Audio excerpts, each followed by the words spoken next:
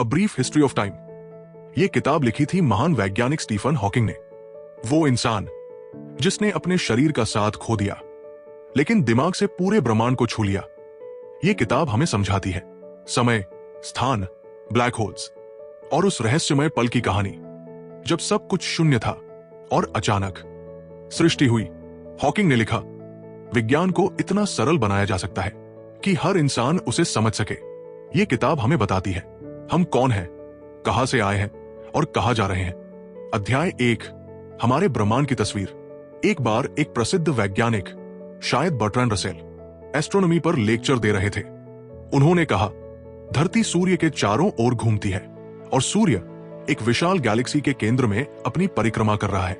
Lecture खत्म हुआ तो एक बूढ़ी औरत उठी। उसने कहा, जो कुछ आपने कहा वो गलत है। दुनिया एक बड़ी थाली जैसी है जो एक विशाल कछुए की पीठ पर टिकी है। वैज्ञानिक मुस्कुराए, बोले, अच्छा, और वो कछुआ किस पर टिका है? औरत बोली, तुम बहुत चालाक हो बेटे, लेकिन नीचे सिर्फ और सिर्फ कछुए ही कछुए हैं। सब हंसे, लेकिन सवाल गंभीर था। हम जो मानते हैं वो सही कैसे है? हम सच में ब्रह्मांड को कितना जानते हैं? यूनिवर्स के सवाल। ब्रह्मांड कहां से आया? क्या इसकी कोई शुरुआत थी? अगर थी तो उससे पहले क्या था? क्या समय का कोई अंत होगा? क्या हम अतीत में लौट सकते हैं? ये सवाल सदियों से इंसान पूछता आया है और विज्ञान धीरे धीरे इनके उत्तर देने लगा है। आज हम मानते हैं कि धरती सूर्य के चारों ओर घूमती है, पर शायद भविष्य में ये मान्यता भी कछुए वाले विचार जितनी अजीब लगे। यूनान से शुरुआत। 340 ईसा पूर्व ग्रीक दार्शनिक अरस्तु ने अपनी किताब ऑन द हेवेंस में लिखा, धरती गोल है, चपटी नहीं। उनके पास दो बड़े प्रमाण थे। पहला, चंद्र ग्रहण के समय धरती की छाया हमेशा गोल पड़ती है। अगर धरती सपाट होती तो छाया कभी लंबी कभी अंडाकार होती। दूसरा प्रमाण, जब ग्रीक लोग दक्षिण की ओर यात्रा करते तो उत्तर तारा नीचे झुकता दिखाई देता। ध्रुव पर वो सिर के ऊपर होता है, पर भूमध्य रेखा के पास क्षितिज के करीब। इनसे अरस्तु ने धरती का आकार लगभग 4 लाख स्टेडिया बताया, जो आज के सही आंकड़े का लगभग 2 गुना था। उन्होंने ये भी देखा, जब कोई जहाज दूर से आता है तो पहले उसके पाल दिखाई देते हैं, फिर धीरे धीरे पूरा जहाज। यानी धरती वाकई गोल है, पृथ्वी नहीं, सूर्य केंद्र में। अरस्तु ने माना कि धरती स्थिर है और सूर्य चांद ग्रह उसके चारों ओर घूमते हैं। सैकड़ों साल बाद टॉलमी ने इस मॉडल को और विस्तृत किया। धरती केंद्र में, उसके चारों ओर 8 पारदर्शी गोले, जिनमें चांद, सूर्य, तारे और ग्रह घूमते हैं। चर्च को यह विचार पसंद आया क्योंकि इसमें स्वर्ग और नरक के लिए भी जगह थी। फिर 1504 में निकोलस कॉपरनिकस आए। उन्होंने कहा, नहीं, सूर्य केंद्र में है और सारे ग्रह उसके चारों ओर घूमते हैं। यह विचार इतना खतरनाक था कि उन्होंने इसे पहले गुप्त रूप से फैलाया, क्योंकि चर्च इसे ईश्वर विरोधी मानता था। गैलीलियो और केपलर। 1609 में गैलीलियो गैलीली ने दूरबीन से देखा, जुपिटर के चारों ओर छोटे छोटे चांद घूम रहे हैं, मतलब सब कुछ पृथ्वी के चारों ओर नहीं घूमता। फिर योहान्स केपलर ने बताया, ग्रह गोल नहीं बल्कि अंडाकार पथ में घूमते हैं। उनके आंकड़े सटीक निकले और यहीं से आधुनिक खगोल विज्ञान की नींव रखी गई। न्यूटन का नियम। 1687 आइजक न्यूटन ने अपनी अमर किताब प्रिंसिपिया मैथमेटिका लिखी। उन्होंने दिखाया, हर वस्तु दूसरी वस्तु को आकर्षित करती है। ये वही शक्ति है जो सेब को धरती पर गिराती है और चांद को उसकी कक्षा में बनाए रखती है। कहानी है कि न्यूटन को सेब गिरने से गुरुत्वाकर्षण का विचार आया। शायद ये कहानी ही थी, पर विचार सटीक था। उन्होंने बताया, अगर कोई वस्तु बड़ी है या पास है तो उसका आकर्षण ज्यादा होगा, और अगर दूरी दोगुनी हो जाए तो बल उसका 1/4 रह जाएगा। अगर गुरुत्वाकर्षण का ये नियम अलग होता तो ग्रह अपनी कक्षा में टिक नहीं पाते, या तो सूर्य में गिर जाते या अंतरिक्ष में भाग जाते। स्थिर ब्रह्मांड का भ्रम। कॉपरनिकस के बाद लोग मानने लगे कि तारे भी सूरज जैसे हैं, बस बहुत दूर है। लेकिन न्यूटन को एक दुविधा थी, अगर ब्रह्मांड अनंत है और हर तारा हर तारे को खींच रहा है तो सब कुछ एक बिंदु पर क्यों नहीं गिर जाता? उन्होंने लिखा, अगर तारे सीमित हो तो सब आपस में गिर जाएंगे, लेकिन अगर अनंत हो तो शायद किसी संतुलन में रहेंगे। बाद में पता चला ऐसा संतुलन असंभव है। गुरुत्वाकर्षण वाला ब्रह्मांड या तो फैलता है या सिकुड़ता है। बिग बैंग की कहानी शुरू होती है। सदियों तक लोग मानते रहे ब्रह्मांड हमेशा से ऐसा ही था या ईश्वर ने एक बार में बना दिया। लेकिन 20वीं सदी की शुरुआत में आइंस्टीन की रिलेटिविटी और एडविन हबल की खोज ने साबित किया गैलेक्सियां एक दूसरे से दूर जा रही है, यानी ब्रह्मांड फैल रहा है। अगर वो फैल रहा है तो कभी वो बहुत छोटा रहा होगा, एक ऐसी अवस्था जब सब कुछ एक बिंदु में सिमटा था। यही है बिग बैंग, ब्रह्मांड की पहली धड़कन। पार्ट 2, समय और स्थान। जब ब्रह्मांड ने अपनी घड़ी चलाई। कल्पना कीजिए, एक ऐसी दुनिया जहां लोग मानते थे कि हर चीज स्थिर है। धरती, आसमान, तारे सब अपने अपने स्थान पर जमे हुए। लेकिन फिर कुछ दिमाग उठे जो कहते थे नहीं, सब कुछ चल रहा है, यहां तक कि समय भी। गैलीलियो की बगावत। अरस्तु ने कहा था हर वस्तु अपने स्वाभाविक हाल में स्थिर रहती है और तभी चलती है जब उस पर बल लगाया जाए। लोगों ने इस बात को सच मान लिया।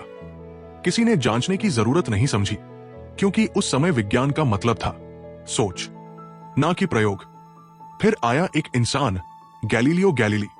वो पूछता था अगर सच है तो साबित करो। कहानी है कि उसने पीसा की झुकी मीनार से 2 गेंदें गिराई, एक भारी एक हल्की।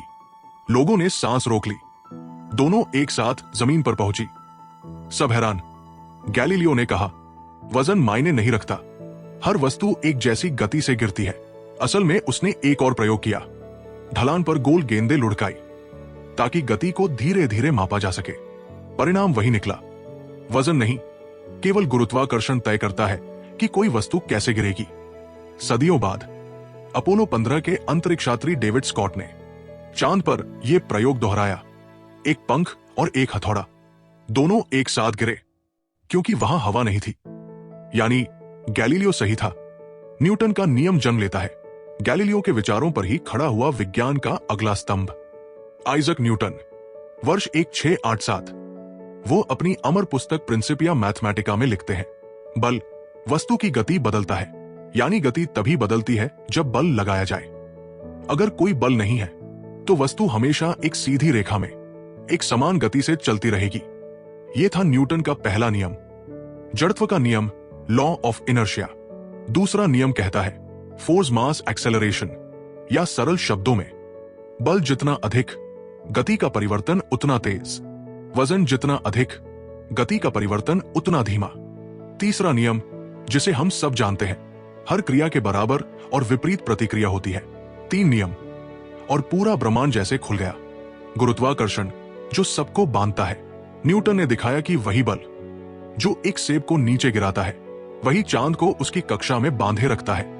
हर चीज को खींच रही है। इस बल को उन्होंने नाम दिया यूनिवर्सल ग्रेविटेशन। उन्होंने कहा 2 वस्तुओं के बीच आकर्षण उनके वजन के समानुपाती और दूरी के वर्ग के व्युत्क्रमानुपाती होता है। यानी अगर दूरी दोगुनी हो जाए तो बल 1/4 रह जाता है। अगर ये नियम थोड़ा भी अलग होता तो ग्रह अपने रास्ते से भटक जाते, या तो सूर्य में गिर पड़ते या अंधकार में खो जाते। न्यूटन ने उस व्यवस्था को गणित में बदल दिया जिसे हम आज भौतिकी कहते हैं, गति का सापेक्ष सत्य। न्यूटन ने बताया कोई भी पूर्ण स्थिर अवस्था नहीं होती। अगर एक ट्रेन 90 मील प्रति घंटा से जा रही है तो यात्री कह सकता है ट्रेन चल रही है, धरती स्थिर है, और धरती पर खड़ा व्यक्ति कहेगा धरती चल रही है, ट्रेन स्थिर है। दोनों सही है क्योंकि गति सापेक्ष रिलेटिव होती है। अगर ट्रेन में कोई पिंग पोंग खेल रहा हो तो गेंद वैसे ही उछलेगी जैसे जमीन पर खेलते समय, यानी गति का नियम हर जगह समान है। यही विचार आगे चलकर रिलेटिविटी थ्योरी की नींव बना। प्रकाश की गति, प्रकृति की सीमा। 1676 में डेनमार्क के खगोल शास्त्री ओले रिमर ने देखा जुपिटर के चांदों के ग्रहण हमेशा एक ही समय पर नहीं होते, कभी जल्दी कभी देर। उन्होंने निष्कर्ष निकाला प्रकाश की गति सीमित है। उन्होंने इसे 1,40,000 मील प्रति सेकंड मापा।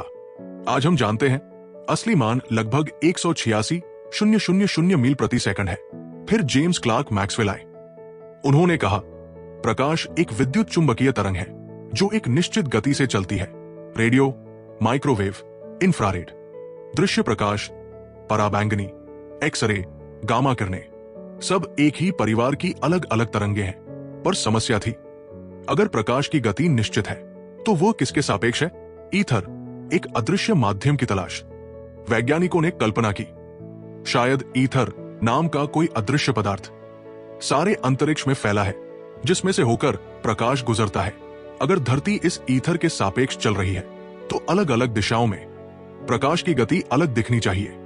1887 में मिकेलसन और मोरली ने प्रयोग किया। उन्होंने पृथ्वी की गति के समानांतर और लंबवत दिशाओं में प्रकाश की गति मापी। परिणाम, दोनों दिशाओं में गति समान निकली, यानी कोई ईथर नहीं था। प्रकृति ने एक रहस्य छिपा रखा था। आइंस्टीन, जिसने समय को तोड़ दिया, 1905 स्विट्जरलैंड के एक पेटेंट ऑफिस में बैठा 26 साल का युवक अल्बर्ट आइंस्टीन। वो सोचता है, अगर प्रकाश की गति सबके लिए समान है, तो शायद समय ही बदलता है, और यहीं से जन्म हुआ सापेक्षता का सिद्धांत, थियोरी ऑफ रिलेटिविटी। आइंस्टीन ने कहा, भौतिकी के नियम सभी पर्यवेक्षकों के लिए समान है, चाहे वे किसी भी गति से क्यों न चल रहे हों, और प्रकाश की गति हमेशा समान रहती है। इन दो बातों ने पूरी भौतिकी को बदल दिया। EMC, ऊर्जा और द्रव्यमान का रहस्य। आइंस्टीन ने दिखाया, ऊर्जा और द्रव्यमान एक ही सिक्के के दो पहलू हैं। जब किसी वस्तु की गति बढ़ती है, तो उसकी ऊर्जा ही नहीं, उसका द्रव्यमान भी बढ़ता है। यानी EMC, ऊर्जा बराबर द्रव्यमान गुणा प्रकाश की गति का वर्ग। यही समीकरण आज परमाणु ऊर्जा और सूर्य की अग्नि का आधार है। समय अब स्थिर नहीं रहा। न्यूटन के लिए समय एक घड़ी था, जो सबके लिए समान चलती थी। लेकिन आइंस्टीन ने कहा, नहीं, हर व्यक्ति का अपना समय है, जो उसकी गति और स्थिति पर निर्भर करता है। अगर दो व्यक्ति एक दूसरे की तुलना में चल रहे हों, तो दोनों की घड़ियां अलग गति से चलेंगी। एक अंतरिक्ष यात्री जो लगभग प्रकाश की गति से यात्रा करे, जब लौटेगा, तो पृथ्वी पर रहने वाले उसका जुड़वा उससे कई साल बूढ़ा हो चुका होगा। इसे कहते हैं ट्विन पैराडॉक्स, यानी समय कोई सर्वव्यापक चीज नहीं, वो सापेक्ष है। स्पेस टाइम एक अदृश्य कपड़ा। आइंस्टीन ने यह भी कहा, स्पेस और टाइम अलग अलग नहीं है, दोनों मिलकर बनाते हैं स्पेस टाइम।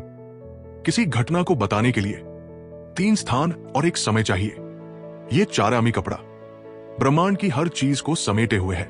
जब कोई विशाल वस्तु, जैसे सूर्य या ग्रह, इस कपड़े पर रखी जाती है, तो वो उसे झुका देती है, और यही झुकाव कहलाता है गुरुत्वाकर्षण। गुरुत्वाकर्षण अब बल नहीं, वक्रता है। 1915 में आइंस्टीन ने दी अपनी सामान्य सापेक्षता, जनरल रिलेटिविटी। उन्होंने कहा, गुरुत्वाकर्षण कोई बल नहीं, बल्कि स्पेस टाइम की वक्रता का परिणाम है। धरती सूर्य के चारों ओर घूमती नहीं, वो उस वक्र पथ पर चलती है जो सूर्य ने स्पेस टाइम में बनाया है। यह विचार इतना गहरा था कि न्यूटन के सभी नियम पीछे छूट गए।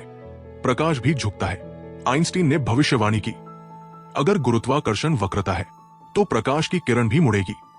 1919 में ब्रिटिश वैज्ञानिकों ने सूर्य ग्रहण के दौरान यह प्रयोग किया।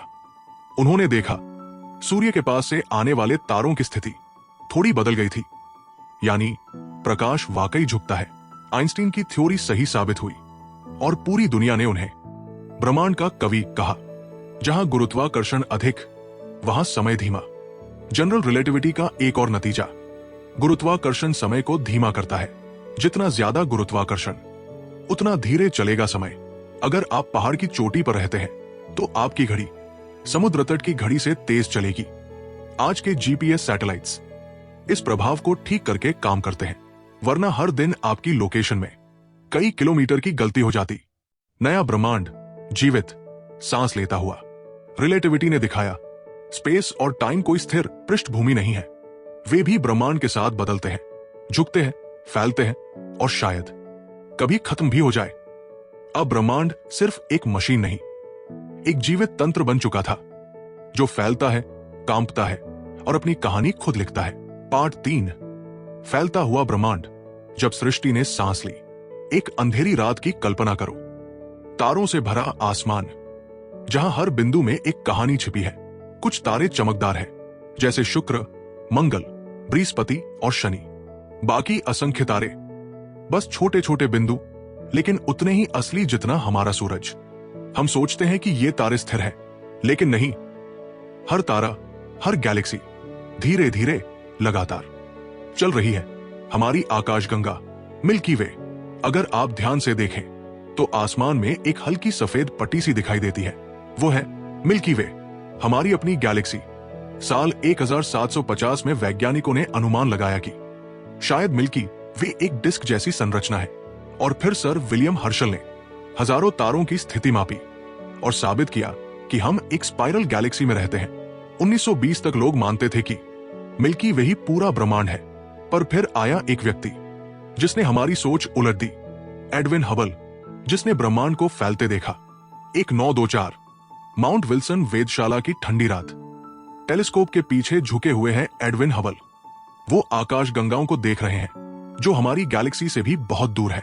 उन्होंने खोज की मिल्की वे के बाहर भी हजारों गैलेक्सियां हैं, हर एक अपनी अपनी जगह पर घूमती हुई एक विशाल नृत्य का हिस्सा। लेकिन सवाल था, ये गैलेक्सियां कितनी दूर है? दूरी का रहस्य हबल ने सीधा तरीका नहीं अपनाया, क्योंकि गैलेक्सी तक मापना असंभव था।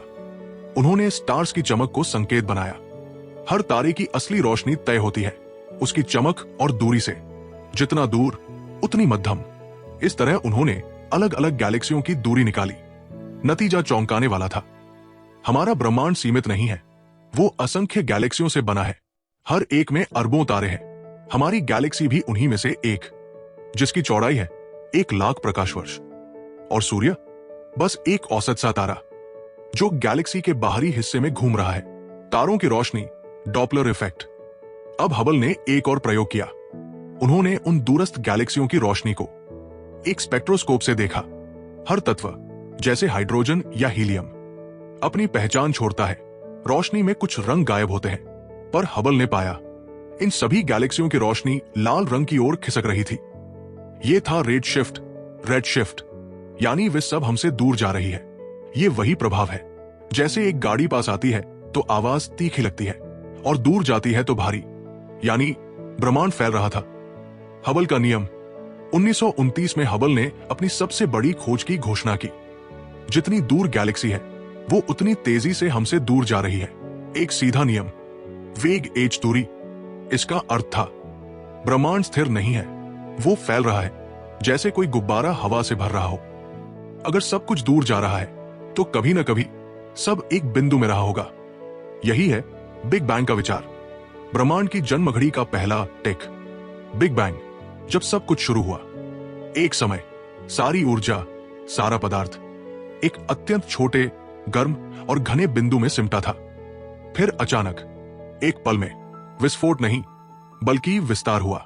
प्रकाश फैला, ऊर्जा ठंडी हुई और समय शुरू हो गया। यानी समय खुद बिग बैंग के साथ पैदा हुआ। उससे पहले जैसा कोई शब्द ही नहीं था। यह वही क्षण था जब ब्रह्मांड ने पहली सांस ली। 3 संभावित ब्रह्मांड। रूसी वैज्ञानिक अलेक्जेंडर फ्रीडमैन ने आइंस्टीन की समीकरणों से 3 संभावनाएं निकाली। एक बंद ब्रह्मांड, क्लोज्ड यूनिवर्स, जो फैलता है फिर धीरे धीरे सिकुड़ जाता है। आखिर में सब कुछ वापस एक बिंदु में गिरता है, एक बिग क्रंच, और शायद फिर एक नया बिग बैंग। 2 खुला ब्रह्मांड, ओपन यूनिवर्स, जो हमेशा फैलता रहेगा। तारों की रोशनी धीरे धीरे मंद पड़ जाएगी और एक दिन सब कुछ ठंडा और अंधकार में हो जाएगा। 3 संतुलित ब्रह्मांड, फ्लैट और क्रिटिकल यूनिवर्स, जो न रुकेगा न टूटेगा, बस धीरे धीरे फैलता रहेगा। आज के वैज्ञानिक सबूत बताते हैं हमारा ब्रह्मांड तीसरे प्रकार का है। वो फैल रहा है और शायद हमेशा फैलेगा। Cosmic microwave background, big bang की गूंज। 1965 न्यू जर्सी में बेल लैब्स के 2 वैज्ञानिक, आर्नो पेंजियास और रॉबर्ट विल्सन, एक विशाल एंटेना से सिग्नल जांच रहे थे। हर दिशा से आ रही थी एक हल्की सी जैसी आवाज। उन्होंने सब देखा, न मशीन में गड़बड़, न पक्षियों की बीट, न मौसम की दिक्कत। फिर भी वो आवाज हर दिशा में, हर समय मौजूद थी। बाद में पता चला ये कोई शोर नहीं बल्कि बिग बैंग की बची हुई गर्मी थी। एक ठंडी परत, कॉस्मिक माइक्रोवेव बैकग्राउंड, CMB। ये हमारे जन्म का सबूत था। सृष्टि की पहली चीख जो आज भी अंतरिक्ष में गूंज रही है। एक पल का भ्रम, क्या हम केंद्र में हैं? जब हबल ने देखा कि हर गैलेक्सी हमसे दूर जा रही है, कुछ लोग बोले, तो क्या इसका मतलब हम ब्रह्मांड के केंद्र में हैं? लेकिन फ्रीडमैन ने कहा, नहीं, ऐसा नहीं है। कल्पना करो, एक गुब्बारे पर बहुत से बिंदु बनाए गए हैं। जब गुब्बारा फूलता है, हर बिंदु बाकी सभी से दूर जाता है। हर बिंदु से देखा जाए तो सब दूर जाते दिखते हैं, लेकिन कोई केंद्र नहीं होता। यही है ब्रह्मांड का असली जादू, विरोध और स्वीकार। जब आइंस्टीन ने पहली बार अपनी जनरल रिलेटिविटी तैयार की तो उन्हें फैलता हुआ ब्रह्मांड अजीब लगा। उन्होंने समीकरणों में एक कृत्रिम बल जोड़ा, कॉस्मोलॉजिकल कांस्टेंट, ताकि ब्रह्मांड स्थिर दिखे। लेकिन जब हबल की खोज सामने आई तो आइंस्टीन ने कहा, यह मेरी सबसे बड़ी भूल थी। बाद में वही कांस्टेंट फिर से वापस आया, डार्क एनर्जी के रूप में, जो आज ब्रह्मांड को तेजी से फैला रही है। बिग क्रंच या अनंत विस्तार। अब भी सवाल वही है, क्या ब्रह्मांड एक दिन सिकुड़ेगा या हमेशा फैलता रहेगा? अगर गुरुत्वाकर्षण मजबूत हुआ तो तारे और गैलेक्सियां वापस खिंच जाएंगी, सब कुछ सिमटकर फिर एक बिंदु बन जाएगा, बिग क्रंच। लेकिन अगर फैलाव तेज होता गया तो तारे बुझ जाएंगे, गैलेक्सियां अलग अलग गिरती जाएंगी और ब्रह्मांड ठंडी अंधेरी रात बन जाएगा। शायद हम किसी बीच के रास्ते पर हैं, शायद हर विस्तार कभी किसी और जन्म की तैयारी हो। हॉकिंग और पेनरोज, ब्रह्मांड की सीमा पर। 1965 में रॉजर पेनरोज ने गणना की, जब एक तारा अपने ही गुरुत्वाकर्षण से अपने अंदर धंसता है तो वो एक बिंदु में सिमट सकता है, एक सिंगुलैरिटी। फिर युवा स्टीफन हॉकिंग ने कहा, अगर हम समय को उलट दें तो वही बात पूरे ब्रह्मांड पर लागू होती है। यानी अगर एक तारा सिंगुलैरिटी में खत्म होता है तो ब्रह्मांड एक सिंगुलैरिटी से शुरू हुआ होगा। 1970 में हॉकिंग और पेनरोज ने मिलकर गणितीय रूप से साबित किया, ब्रह्मांड की एक शुरुआत थी, एक ऐसा क्षण जब भौतिकी के सभी नियम एक साथ टूट जाते हैं। वो क्षण बिग बैंग। अनंत खोज की कहानी। सिर्फ 50 सालों में हमारी सोच बदल गई। जहां पहले सब स्थिर था, अब सब चल रहा है, ब्रह्मांड फैल रहा है, हम भी उसके साथ। हर सेकंड, हर तारा, हर आकाशगंगा हमसे और दूर जा रही है, और शायद हम भी किसी अदृश्य केंद्र से दूर जा रहे हैं, जहां से सब शुरू हुआ था। पार्ट 4, ब्लैक होल्स, जब समय रुक जाता है। कभी सोचा है, अगर कोई जगह ऐसी हो जहां समय ही रुक जाए, जहां से निकलना असंभव हो, यहां तक कि प्रकाश भी भाग न सके? ऐसी जगह सच में है। विज्ञान इन्हें कहता है ब्लैक होल्स। एक सितारे का अंत। हर तारा एक जलती हुई भट्ठी है, जहां हाइड्रोजन हीलियम में बदलती रहती है और ऊर्जा पैदा करती है। पर एक दिन उस ईंधन का भंडार खत्म हो जाता है। तब तारा खुद के ही गुरुत्वाकर्षण के भार से अपने भीतर धंसने लगता है। अगर तारा छोटा है तो वो शांत होकर सफेद बौना, व्हाइट ड्वार्फ बन जाता है। अगर बड़ा है तो विस्फोट करके न्यूट्रॉन तारा, न्यूट्रॉन स्टार बनता है। लेकिन अगर वो विशाल है तो वो अपने ही गुरुत्व में गिरकर एक ऐसा बिंदु बन जाता है जहां से कुछ भी बाहर नहीं निकल सकता। यही है ब्लैक होल। ब्लैक होल का निर्माण, प्रकाश का अंत, 1915 में आइंस्टीन ने दी थी। जनरल थ्योरी ऑफ रिलेटिविटी, उसी के समीकरणों से जर्मन वैज्ञानिक कार्ल श्वार्ज़शील्ड ने दिखाया, अगर कोई वस्तु बहुत सघन हो जाए तो उसकी गुरुत्वाकर्षण शक्ति इतनी बढ़ सकती है कि प्रकाश तक वहां से नहीं निकल सकता। उस सीमा को कहा गया इवेंट होराइजन, इवेंट हराइजन, जहां से वापस लौटना असंभव है। इस बिंदु के भीतर समय और स्थान अपनी पहचान खो देते हैं। भविष्य, भूत और वर्तमान सभी एक बिंदु में समा जाते हैं। ब्लैक होल कैसे दिखते हैं? कोई प्रकाश नहीं, कोई परछाई नहीं। फिर हम इन्हें देखते कैसे हैं? हम इन्हें सीधे नहीं बल्कि उनके प्रभाव से पहचानते हैं। अगर किसी ब्लैक होल के पास कोई तारा है तो वो उसका पदार्थ खींच लेता है। वो पदार्थ ब्लैक होल के चारों ओर घूमता है, घर्षण से गर्म होकर एक्सरे और ऊर्जा छोड़ता है। यही चमक हमें दूरबीनों में दिखाई देती है। यानी जहां कुछ नहीं दिखता वहीं से सबसे तेज चमक निकलती है। पहली खोजें 1960 के दशक में वैज्ञानिकों ने आसमान से आने वाली अत्यधिक शक्तिशाली एक्सरे किरणें देखी। शुरू में उन्हें समझ नहीं आया कि ये क्या है। फिर एक नाम उभरा, साइग्नस X1, एक तारा जो गायब हो चुका था, लेकिन उसके साथ ही तारे की गति बता रही थी। वहां कुछ अदृश्य और बहुत भारी है। वो था ब्लैक होल। इस खोज ने विज्ञान को हिला दिया। पहली बार इंसान ने अंधकार की परछाई देखी थी। स्टीफन हॉकिंग का योगदान। 1970 के दशक में एक युवा वैज्ञानिक व्हीलचेयर पर बैठा अपनी उंगलियों से कंप्यूटर टाइप कर रहा था। स्टीफन हॉकिंग, उसने कहा, ब्लैक होल्स पूरी तरह काले नहीं होते, सब चौंक गए। हॉकिंग ने समझाया, क्वांटम मैकेनिक्स के अनुसार अंतरिक्ष कभी खाली नहीं होता, वो सूक्ष्म कणों से भरा होता है जो लगातार बनते और नष्ट होते रहते हैं। अगर ऐसा कुछ ब्लैक होल के किनारे हो तो उनमें से कुछ कण बाहर निकल सकते हैं। इस प्रक्रिया में ब्लैक होल थोड़ी थोड़ी ऊर्जा खोता है, यानी ब्लैक होल धीरे धीरे वाष्पित होता है और एक दिन खत्म भी हो सकता है। इसे कहा गया हॉकिंग रेडिएशन। जब ब्लैक होल मरता है, सोचिए, एक ब्लैक होल जो करोड़ों साल से सब कुछ निगलता आ रहा था, अब खुद अपनी ऊर्जा खोकर धीरे धीरे सिकुड़ रहा है।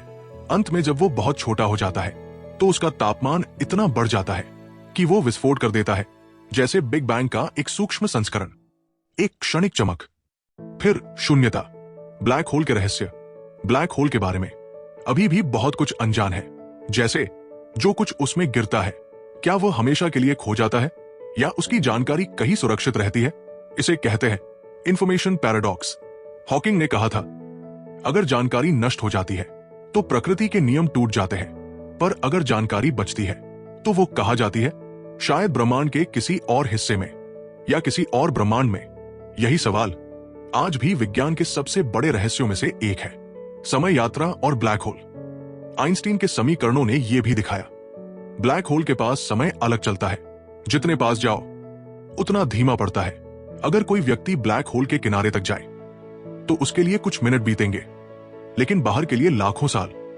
इसलिए कुछ वैज्ञानिक कहते हैं ब्लैक होल एक समय मशीन की तरह भी काम कर सकता है, जहां भविष्य और भूत एक साथ मौजूद होते हैं। लेकिन अगर आप उसके भीतर चले गए तो शायद फिर कभी लौट न सके। Supermassive black holes. हर गैलेक्सी के केंद्र में एक विशाल ब्लैक होल होता है, सुपरमैसिव ब्लैक होल। हमारी मिल्की वे के केंद्र में भी एक है, जिसे कहते हैं सैजिटेरियस। ये सूरज से 4 मिलियन गुना भारी है। ये चुपचाप घूम रहा है, अपनी पकड़ में अरबों तारे लिए। वो एक मौन दानव है जो गैलेक्सी को बांधे रखता है, संतुलन देता है और कभी कभी उसे खा भी जाता है। ब्लैक होल की पहली तस्वीर 10 अप्रैल 2019। दुनिया ने इतिहास देखा। इवेंट होराइजन टेलीस्कोप ने पहली बार एक ब्लैक होल की असली छवि कैद की। वो तस्वीर एक नारंगी चमकती रिंग के बीच गहरा काला गोला दुनिया के हर अखबार के पहले पन्ने पर थी। लोगों ने कहा, हमने असंभव को देख लिया। वो सिर्फ एक ब्लैक होल नहीं था, वो था समय का चेहरा। अंत में ब्लैक होल हमें डराते हैं, पर वे हमारी सीमाएं दिखाते हैं। वे बताते हैं कि विज्ञान का अंत वही नहीं जहां हम सोचते हैं, वो वही से शुरू होता है। स्टीफन हॉकिंग कहते थे, अगर आप ब्लैक होल के अंदर फंस भी जाए तो हिम्मत मत हारो, क्योंकि बाहर निकलने का रास्ता हमेशा होता है, शायद किसी और ब्रह्मांड में। पार्ट 5, समय की दिशा और ब्रह्मांड का भविष्य।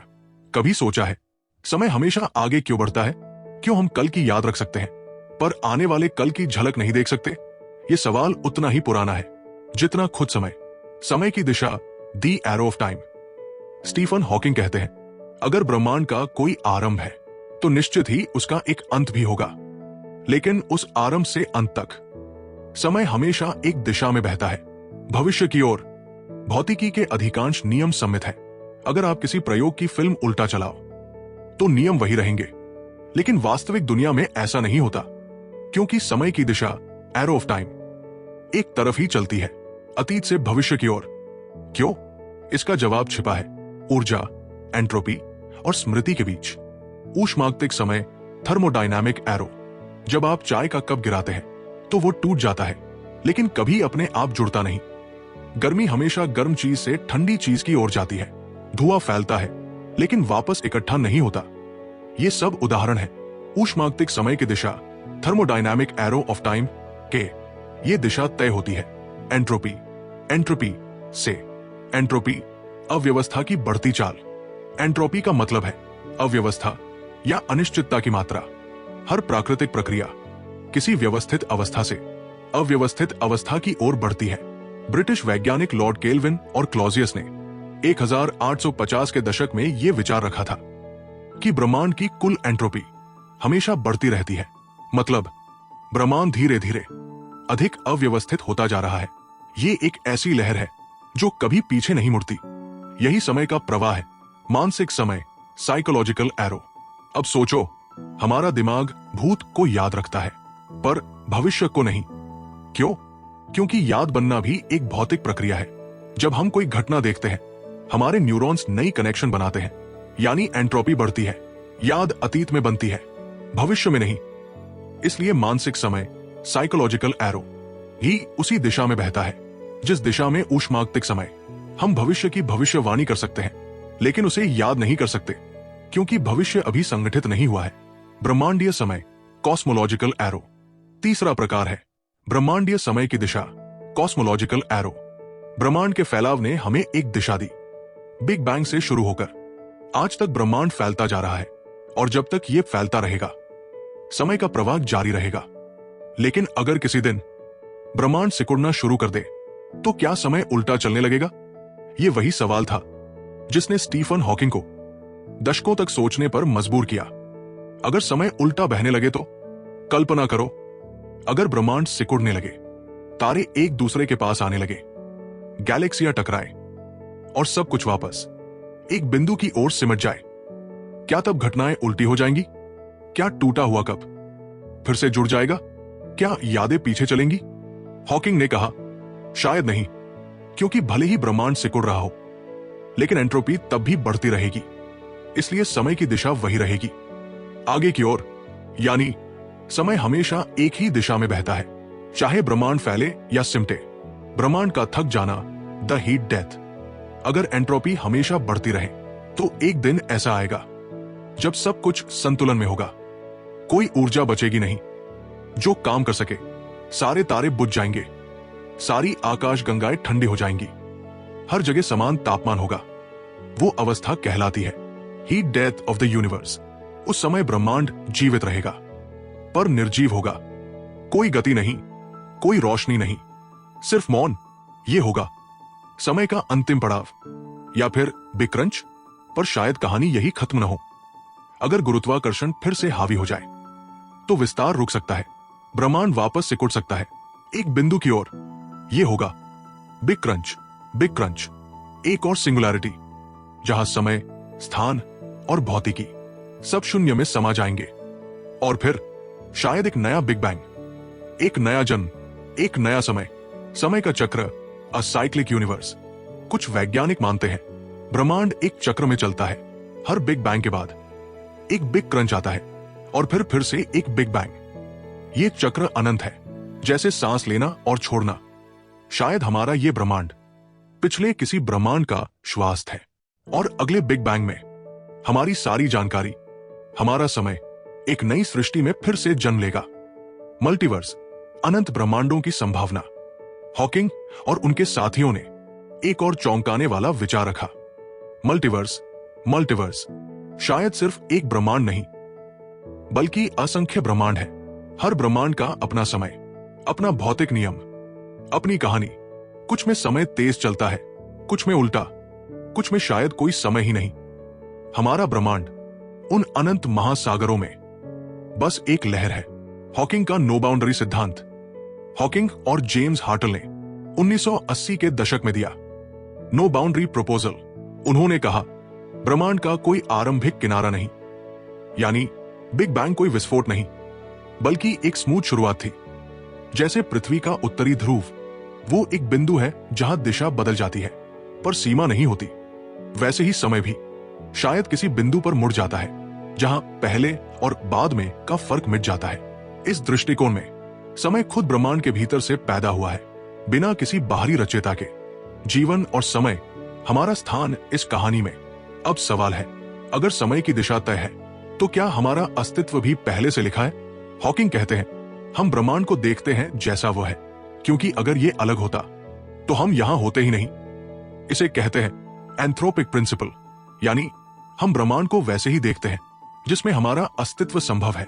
अगर गुरुत्वाकर्षण थोड़ा भी अधिक होता तो तारे बहुत जल्दी जल जाते, अगर कम होता तो तारे कभी बनते ही नहीं।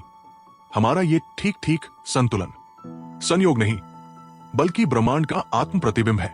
भविष्य की दिशा, तो क्या ब्रह्मांड हमेशा फैलेगा? शायद हाँ। डार्क एनर्जी नाम की रहस्यमय शक्ति गैलेक्सियों को और तेजी से एक दूसरे से दूर धकेल रही है। अगर ये जारी रहा तो अरबों सालों बाद दूर की गैलेक्सियां हमारी दृष्टि से गायब हो जाएंगी, आसमान खाली लगेगा, और तभी समय बहता रहेगा। एक दिन तारे बुझ जाएंगे, ब्लैक होल्स वाष्पित हो जाएंगे, सिर्फ विकिरण बचेगा और उस क्षण ब्रह्मांड शांत हो जाएगा। पर हॉकिंग कहते हैं, शांत होना खत्म होना नहीं है, क्योंकि हर मौन के भीतर एक नई ध्वनि जन्म लेती है। समय का रहस्य, क्या यह भ्रम है? कुछ वैज्ञानिक कहते हैं शायद समय असली नहीं है, शायद ये सिर्फ हमारे अनुभव का परिणाम है। भौतिकी के समीकरण अतीत और भविष्य में फर्क नहीं करते, वो कहानियां हम बनाते हैं ताकि घटनाओं को अर्थ दे सके। समय शायद एक भ्रम है जो चेतना ने पैदा किया है ताकि वो खुद को समझ सके। अगर समय रुक जाए, कल्पना करो एक पल के लिए समय थम जाए, हर कण हर तारा अपनी जगह ठहर जाए। आप सोचेंगे सब रुक गया, पर तब कोई देखने वाला भी नहीं होगा, क्योंकि देखने के लिए भी समय चाहिए। यानी समय और चेतना एक दूसरे से अलग नहीं है, दोनों साथ जन्मे, साथ बदलते हैं और शायद साथ ही समाप्त होंगे। हॉकिंग का अंतिम संदेश। अपने अंतिम वर्षों में स्टीफन हॉकिंग ने कहा था, ब्रह्मांड हमें किसी उद्देश्य के साथ नहीं बनाया गया, लेकिन इसका मतलब यह नहीं कि हमारा जीवन अर्थहीन है। उन्होंने कहा, हम सब तारों की धूल से बने हैं और हमें उसी धूल को अर्थ देना है, अपने विचारों से, अपने कर्मों से, अपनी खोज से। विज्ञान, उन्होंने कहा, केवल जवाब खोजने का तरीका नहीं, बल्कि चमत्कार देखने का तरीका है। अंत, एक नई शुरुआत। कभी हॉकिंग से पूछा गया, जब आप सितारों को देखते हैं तो क्या आपको डर लगता है? वो मुस्कुराए और बोले, नहीं, मुझे उनमें हमारी कहानी दिखती है। उन्होंने कहा, हमारा भाग्य तारों में लिखा है, लेकिन उसे पढ़ना हमारी जिम्मेदारी है। शायद यही समय की दिशा का असली अर्थ है। आगे बढ़ते रहना, सवाल पूछते रहना और हर अंधकार में रोशनी ढूंढना, क्योंकि जब हम ज्ञान खोजते हैं हम समय को अर्थ देते हैं, और जब समय को अर्थ मिलता है वो कभी खत्म नहीं होता। पार्ट 6, द ग्रैंड डिजाइन, अंतिम निष्कर्ष और आशा। कभी कभी रात के सन्नाटे में जब हम आसमान की ओर देखते हैं तो लगता है जैसे पूरा ब्रह्मांड हमसे कुछ कह रहा है। हर तारा एक प्रश्न है, हर गैलेक्सी एक उत्तर, और उस बातचीत के बीच कहीं हम मानव जाति खड़े हैं अपने छोटे से नीले ग्रह पर। स्टीफन हॉकिंग ने अपने जीवन के अंत में कहा था, हमारा उद्देश्य ब्रह्मांड में कोई दैवी रहस्य नहीं, बल्कि वो ज्ञान है जो हमें खुद को और इस विशाल अस्तित्व को समझने में मदद करता है। ब्रह्मांड का डिजाइन किसने बनाया? हजारों सालों से इंसान पूछता आया है, किसने बनाया हमें? क्या कोई ईश्वर है जिसने ये सब रचा, या ये सब अपने आप हुआ? धर्म ने कहा ईश्वर ने बनाया। विज्ञान ने पूछा तो ईश्वर को किसने बनाया? हॉकिंग ने कहा, जब हम पूरी तरह समझ लेंगे कि ब्रह्मांड कैसे काम करता है तो शायद हमें किसी रचयिता की जरूरत नहीं पड़ेगी। उन्होंने कहा, ब्रह्मांड शून्य से जन्म ले सकता है, क्योंकि शून्य भी नियमों से बना है। गुरुत्वाकर्षण और क्वांटम फिजिक्स मिलकर ऐसे हालात पैदा कर सकते हैं जहां कुछ नहीं से कुछ पैदा हो जाए।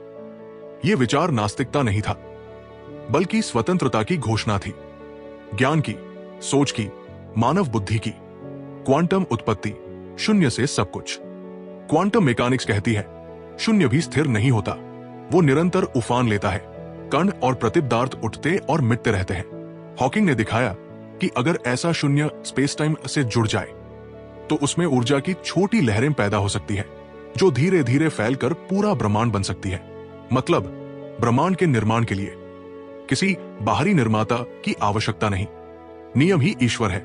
Nature is God, but not as a person, as a principle. नियमों का संगीत, मैथमेटिक्स ऑफ एग्जिस्टेंस। हॉकिंग कहते थे, अगर आप सही समीकरण लिख देते हैं तो आप पूरा ब्रह्मांड लिख देते हैं। उनके लिए गणित कविता था, हर सूत्र एक संगीत की लय था। EMC, R8, GTC, AE, is, इन समीकरणों में छिपा था अस्तित्व का सुर।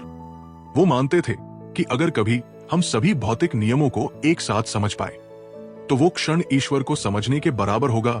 थ्योरी ऑफ एवरीथिंग, मानवीय चेतना, ब्रह्मांड का दर्पण। हॉकिंग ने कहा, ब्रह्मांड इतना विशाल है, लेकिन फिर भी इसने खुद को जानने के लिए हमें जन्म दिया।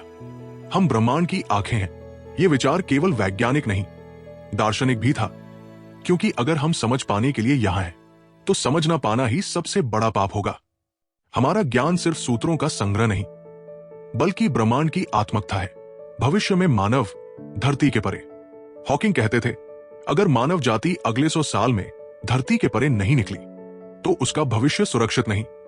उन्होंने चेताया था, परमाणु हथियार, जलवायु परिवर्तन, कृत्रिम बुद्धिमत्ता, ये 3 सबसे बड़े खतरे हैं। लेकिन उन्होंने आशा भी दी, हमारे अंदर खोजने की जिज्ञासा है, बनाने की क्षमता है और जीवित रहने की जिद है।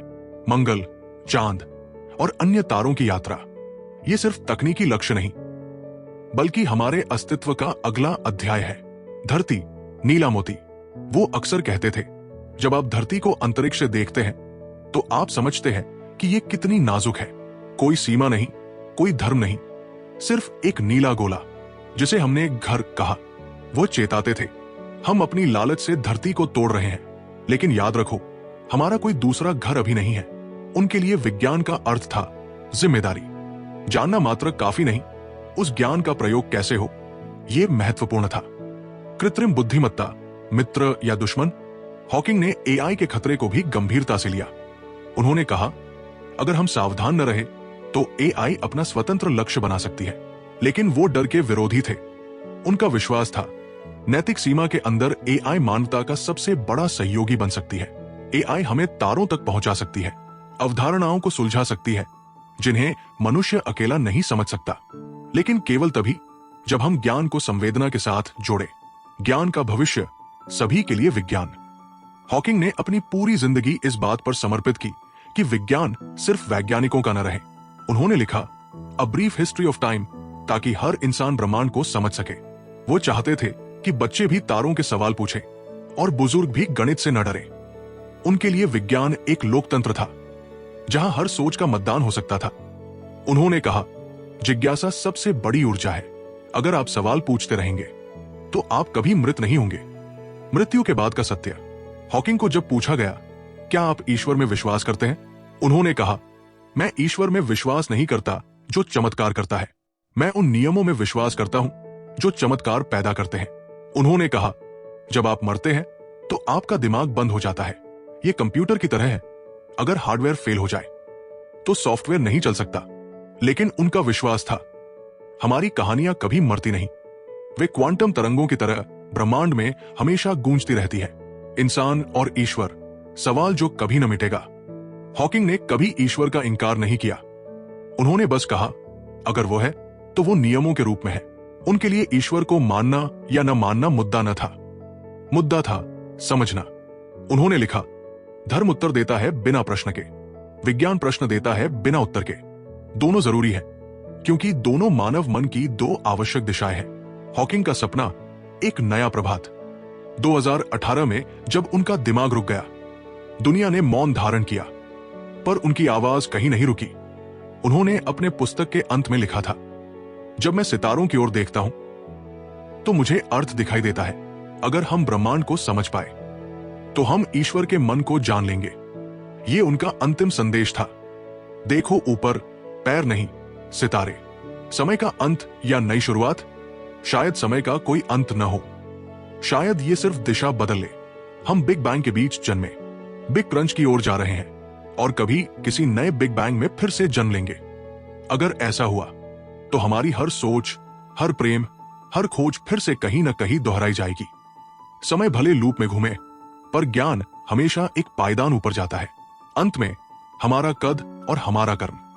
हम छोटे हैं, हां, एक धूल के कण जितने ब्रह्मांड में, लेकिन हम वो कण हैं जो सोच सकते हैं, जो पूछ सकते हैं क्यों, और यही क्यों हमारी पहचान है। यही समय का वास्तविक तीर है, ज्ञान की दिशा में चलते रहना। हॉकिंग ने लिखा था, हमारा सबसे बड़ा दुश्मन अज्ञान नहीं, भ्रम है।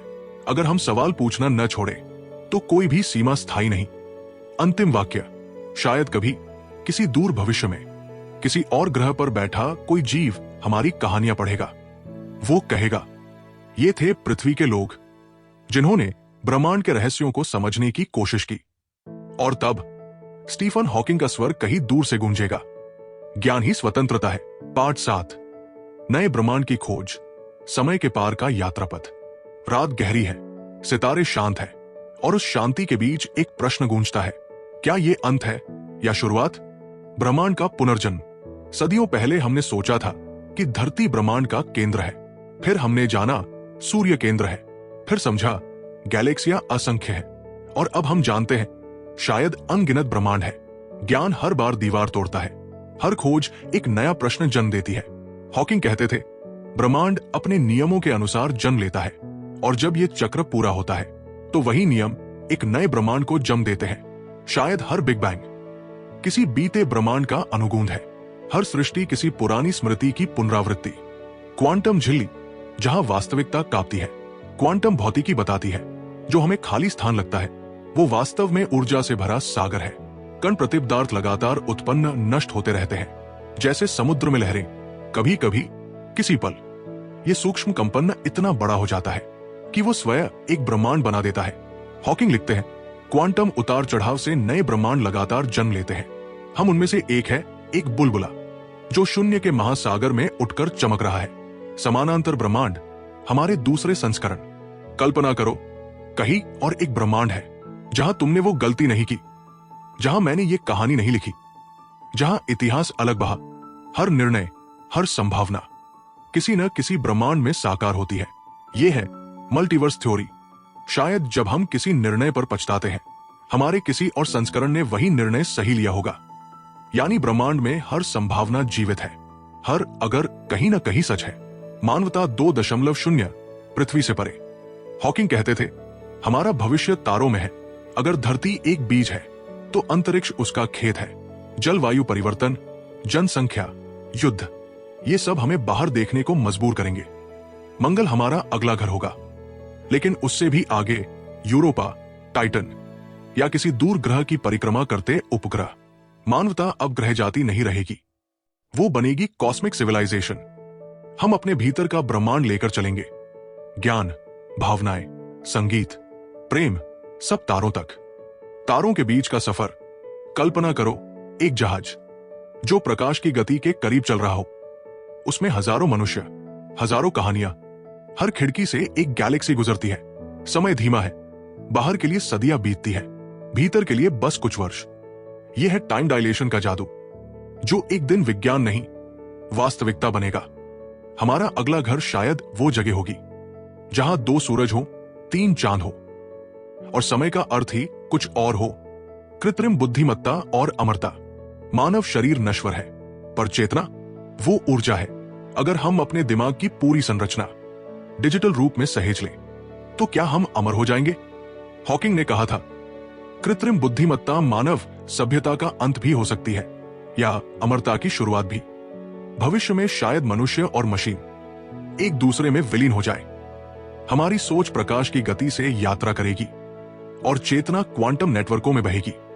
शरीर मर सकता है, पर विचार नहीं। विचार ही नया जीवन होगा। भविष्य का विज्ञान, असंभव का संभव हो जाना। कभी बिजली असंभव थी, फिर कंप्यूटर, फिर इंटरनेट, और अब कृत्रिम बुद्धिमत्ता।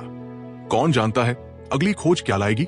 शायद वर्महोल से यात्रा, जहां 2 गैलेक्सियां एक दरवाजे से जुड़े, या क्वांटम टेलीपोर्टेशन, जहां सूचना और पदार्थ एक साथ स्थान बदल सके। भविष्य को देखने वाले को कभी पागल कहा जाता है, पर वही पागल कल का विज्ञान लिखते हैं। समय के पार का यात्रा, टाइम ट्रैवल। आइंस्टीन ने रास्ता खोला, क्वांटम थ्योरी ने दरवाजा दिखाया। अब प्रश्न यह है, क्या हम अंदर जा सकते हैं? अगर कभी कोई वस्तु स्पेस टाइम को इतना झुका सके कि वो स्वयं में लूप बना ले, तो वहां समय का अंत नहीं, परिक्रमा होगी। ये टाइम लूप शायद किसी ब्रह्मांड के भीतर पहले से मौजूद है। शायद हर स्मृति कहीं ना कहीं वास्तव में जी रही हो। पर हॉकिंग ने मुस्कुराकर कहा था, अगर भविष्य से कोई टाइम ट्रैवलर आना था, तो वो पहले ही आ चुका होता। यानी शायद समय की रक्षा के लिए कुदरत ने स्वयं नियम बना रखे हैं। ईश्वर की नजर से देखना। हॉकिंग ने कहा था, जब हम ब्रह्मांड को पूरी तरह समझ लेंगे, तो हम ईश्वर के मन को जान लेंगे। यह काव्यात्मक वाक्य विज्ञान का सार था, क्योंकि विज्ञान सिर्फ तथ्य नहीं, अचरज भी है। हर समीकरण के पीछे किसी कवि की आत्मा होती है। हर प्रयोग में प्रार्थना का बीज छिपा होता है। ईश्वर शायद कभी बाहर न मिला, क्योंकि वो हमारे अंदर था, हमारे ज्ञान के रूप में। ब्रह्मांड का आत्मज्ञान। कल्पना कीजिए, ब्रह्मांड स्वयं को देख रहा है। हम उसकी आंखें हैं, उसके कान हैं, उसके शब्द हैं। जब हम कहते हैं मैं समझ रहा हूं, तो वास्तव में ब्रह्मांड कह रहा होता है मैं स्वयं को समझ रहा हूं। यही है कॉस्मिक सेल्फ अवेयरनेस, ब्रह्मांड का आत्मज्ञान। हॉकिंग के लिए विज्ञान और अध्यात्म में कोई भेद न था। दोनों एक ही सत्य की दो भाषाएं थी, एक तर्क की, दूसरी अनुभूति की। पृथ्वी से आवाज, शायद कभी हजारों साल बाद किसी और ग्रह पर बैठा कोई जीव हमारे रेडियो सिग्नल सुनेगा। वो पूछेगा, ये कौन थे जो इतनी गहराई से सोचते थे? और तब हमारा नाम नहीं, हमारी सोच बची रहेगी। हमारी आवाजें, हमारे संगीत, हमारे शब्द क्वांटम लहरों में हमेशा यात्रा करते रहेंगे, क्योंकि ऊर्जा कभी नष्ट नहीं होती, वो सिर्फ रूप बदलती है। हम भी ऊर्जा है, हम भी रूप बदलेंगे। स्टीफन हॉकिंग की विरासत, वो व्यक्ति जिसने चलना भूल गया, बोलना भूल गया, पर सोचना कभी नहीं भूला। वो जिसने अपने शरीर के अंधकार से निकालकर पूरे ब्रह्मांड का प्रकाश देखा। उन्होंने दिखाया कि सीमाएं सिर्फ शरीर की हो सकती है, मन की नहीं। उनकी मशीन आवाज अब भी गूंजती है, remember to look up at the stars and not down at your feet. हमेशा ऊपर देखो, सितारों की ओर, पैरों की नहीं। अंतिम संदेश, आशा का समीकरण। हॉकिंग का जीवन खुद एक समीकरण था, दर्द प्लस ज्ञान आशा। उन्होंने कहा था, भले जीवन कठिन लगे, लेकिन आप हमेशा कुछ कर सकते हैं और सफल हो सकते हैं, बस हार ना मानो। उनके लिए हर सुबह एक नया बिग बैंग थी, हर सांस एक नया ब्रह्मांड। अगर वो हमसे आज कह सकते तो कहते, तुम भी वही ऊर्जा हो जिसने सितारे जलाए। खुद को कम मत समझो, अंत या अनंत आरंभ। रात फिर से गहरी हो रही है, तारे वैसे ही टिमटिमा रहे हैं, लेकिन अब हम जानते हैं वो सिर्फ तारे नहीं, हमारा अतीत है। हर किरण हजारों साल पुरानी कहानी लाती है और हम हर क्षण उनका भविष्य लिख रहे हैं। समय कभी रुकता नहीं, क्योंकि कहानी कभी खत्म नहीं होती। जहां ये अध्याय समाप्त होता है, वही कहीं दूसरे ब्रह्मांड में नया अध्याय शुरू हो रहा है, और वहीं से फिर गूंजता है एक स्वर, look up at the stars and try to make sense of what you see. Part 8, beyond time, मानवता का भविष्य और सितारों की विरासत। रात का आकाश अब पहले जैसा नहीं रहा।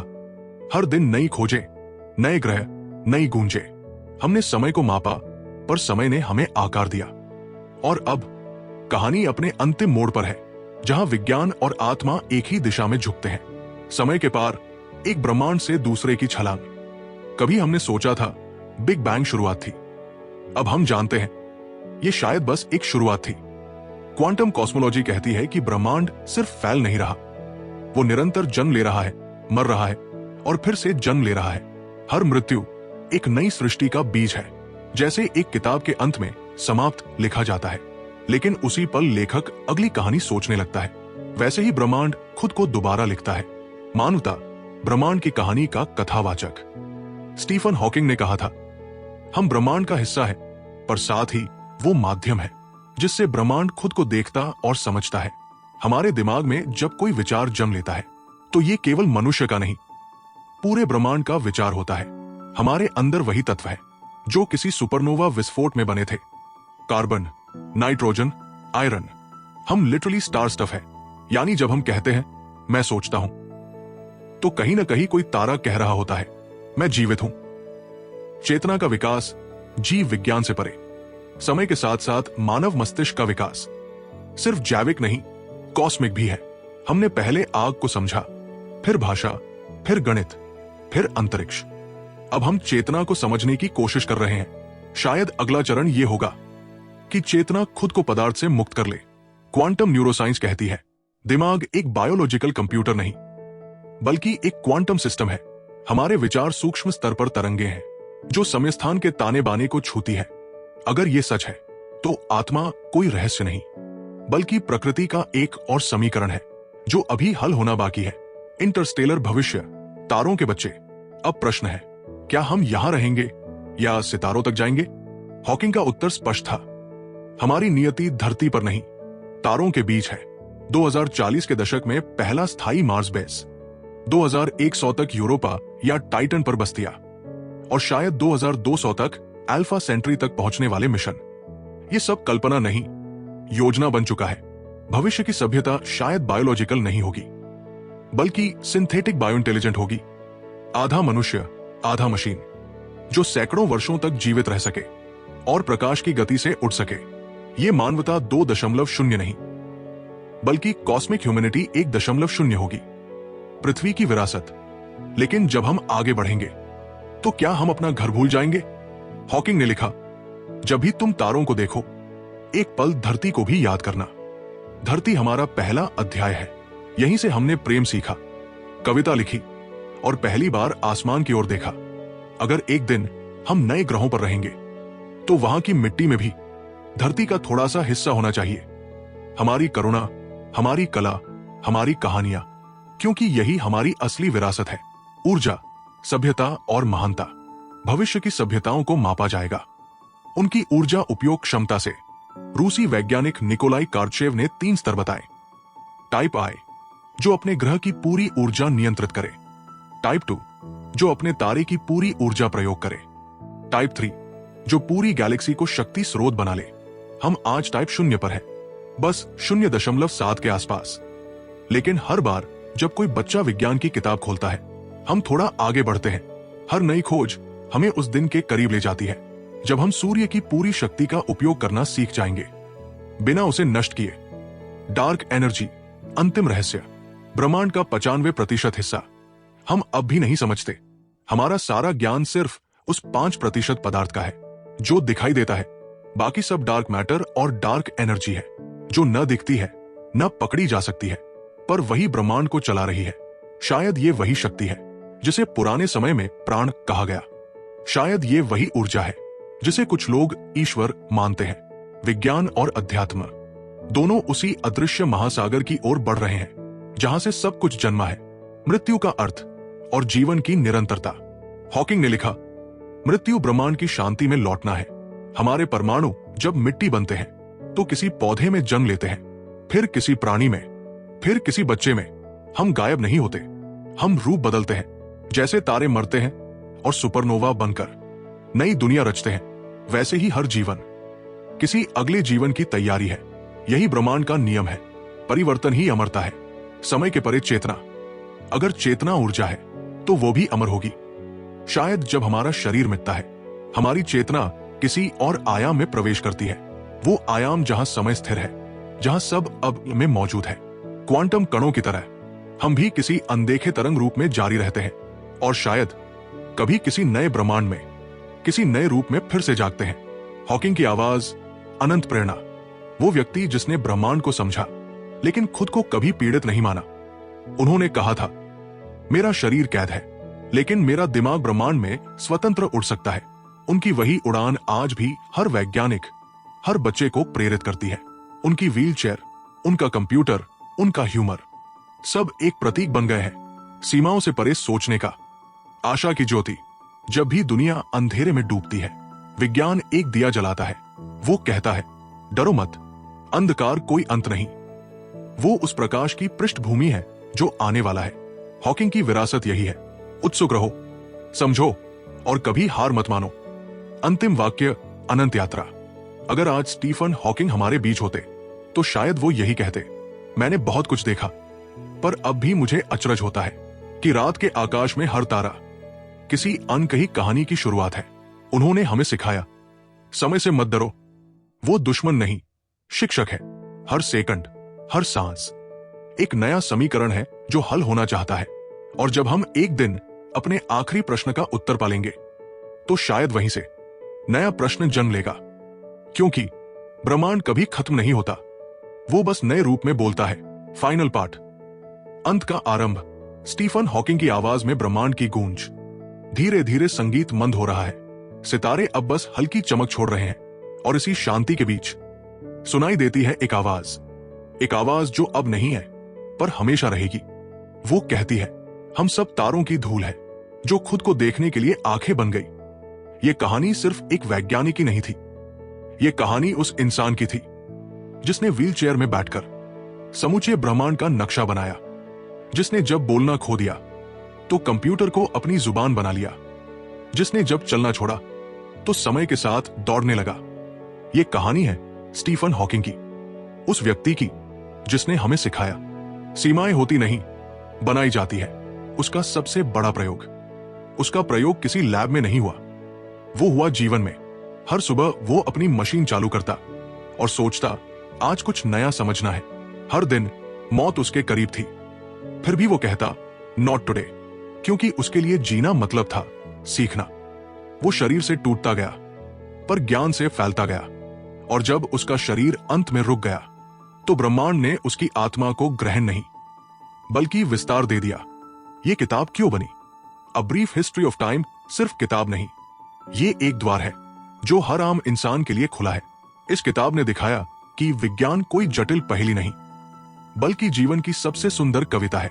हर बच्चा जो आसमान की ओर देखता है, हर बूढ़ा जो सोचता है हम कहां से आए, हर जिज्ञासु मन जो डर के बावजूद प्रश्न पूछता है, वो इस किताब का हिस्सा है। ये किताब हमें याद दिलाती है कि ज्ञान का कोई धर्म नहीं, जिज्ञासा की कोई सीमा नहीं। समय जिसे हम कभी थाम नहीं पाए, समय जिसे हमने घड़ी में बांधने की कोशिश की, पर वो हमेशा उंगलियों के बीच से फिसल गया। वो चलता रहता है, कभी तेज, कभी धीमा, कभी मुस्कुराता, कभी मौन। हॉकिंग ने कहा था, time is not a line, it's a fabric. समय एक कपड़ा है जिस पर हम अपनी कहानियां सिलते हैं। कुछ धागे टूटते हैं, कुछ जुड़ते हैं, और हर धागा एक जीवन है। हॉकिंग का अंतिम संदेश 2018 में जब उनकी सांसें थमी, दुनिया एक पल को रुक गई। ब्रिटिश अखबारों ने लिखा, the brightest star has fallen, लेकिन शायद वो गिरा नहीं, बस दूसरे ब्रह्मांड में चला गया। अपने आखिरी सार्वजनिक संदेश में उन्होंने कहा था, it would not be much of a universe if it wasn't home to the people you love. अगर ये ब्रह्मांड उन लोगों के लिए घर नहीं है जिन्हें तुम प्यार करते हो, तो ये ब्रह्मांड ज्यादा मायने नहीं रखता। यानी विज्ञान का सबसे बड़ा सिद्धांत प्रेम है। जो हमसे बचेगा, हम सब मिट जाएंगे, पर हमारी जिज्ञासा नहीं। हर खोज, हर सवाल, हर कविता ब्रह्मांड के किसी कोने में लहर बनकर रहेगी। शायद अरबों साल बाद किसी और सभ्यता की रेडियो तरंगों में हमारी आवाजें गूंजेंगी। हमने समझने की कोशिश की थी, और वो मुस्कुराएंगे, क्योंकि वही कोशिश हमें मनुष्य बनाती है। और अब संगीत थम रहा है, आवाजें धीरे हो रही है। दूर कहीं कोई तारा बुझ रहा है, पर उसकी रोशनी अभी भी हमारी आंखों तक आ रही है। शायद ये स्टीफन हॉकिंग का तरीका है कहने का, मैं अब भी यही हूं। अंत में कहानी खत्म नहीं होती, क्योंकि ज्ञान खत्म नहीं होता। हर बच्चा जो सवाल पूछता है, वो इस कहानी का नया अध्याय खोलता है। अगर आप आज आसमान देखें, तो उस शांत अंधकार में सुन सकते हैं एक धीमी डिजिटल आवाज जो कहती है, look up at the stars and not down at your feet, be curious and however difficult life may seem, there is always something you can do and succeed at. सितारों की ओर देखो, पैरों की नहीं। जिज्ञासु रहो, और चाहे जीवन कितना भी कठिन लगे, हमेशा कुछ ऐसा होता है जो तुम कर सकते हो और सफल हो सकते हो। Closing credits, a brief history of time, Hindi cinematic adaptation. मूल लेखक प्रो स्टीफन हॉकिंग, आवाज बटा रूपांतर सोपान वाघ, भाषा हिंदी, सिनेमैटिक नरेशन के लिए रूपांतरित, शैली ज्ञान कविता आत्मा। Dedicated to all those who look at the stars and dare to ask why. ये किताब, ये कहानी और ये आवाज उन सब के नाम जो समय से नहीं डरते, बल्कि उसे समझना चाहते हैं।